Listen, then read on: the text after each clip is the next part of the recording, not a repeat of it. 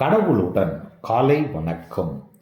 புனித மத்தேயு எழுதிய நற்செய்தி 2ஆம் அதிகாரம் 1 முதல் 12 வரை உள்ள இறைவார்த்தைகள்.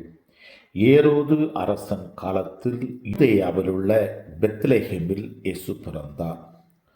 அப்போது கிழக்கிலிருந்து ஞானிகள் எருசலேமுக்கு வந்து, யூதர்களின் அரசனாக பிறந்திருக்கிறவர் எங்கே? அவரது விண்மீன் எழக் கண்டோம், அவரை காண வந்திருக்கிறோம் என்றார்கள். இதை கேட்டதும் ஏரோது அரசன் கலங்கினான்.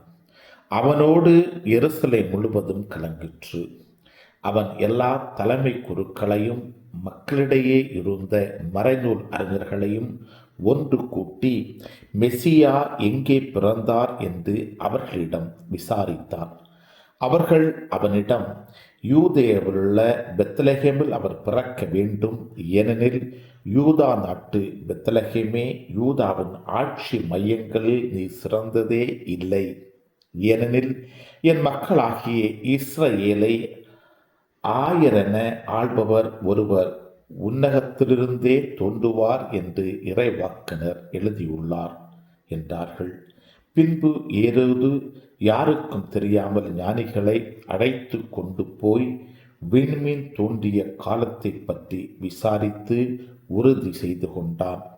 மேலும் அவர்களிடம், நீங்கள் சென்று குழந்தையை குறித்து திட்டவட்டமாய் கேட்டு எனக்கு அறிவியுங்கள். அப்பொழுது நானும் சென்று அக்குழந்தையை வணங்குவேன் என்று கூறி அவர்களை பெத்லெகேமுக்கு அனுப்பி வைத்தான்.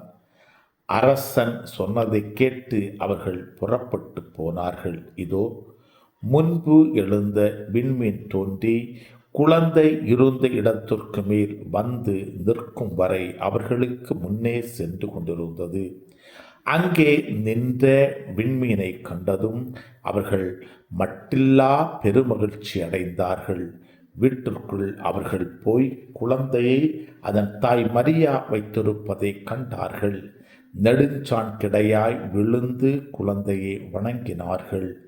தங்கள் பேழைகளை திறந்து பொன்னும் சாம்பிராணியும் வெள்ளை போலமும் காணிக்கையாக கொடுத்தார்கள்.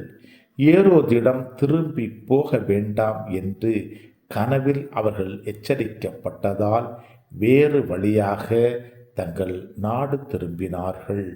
கிறிஸ்துவின் நற்செய்தி. இந்த நாள் இனிய நாளாக அமைய வாழ்த்துக்கள்.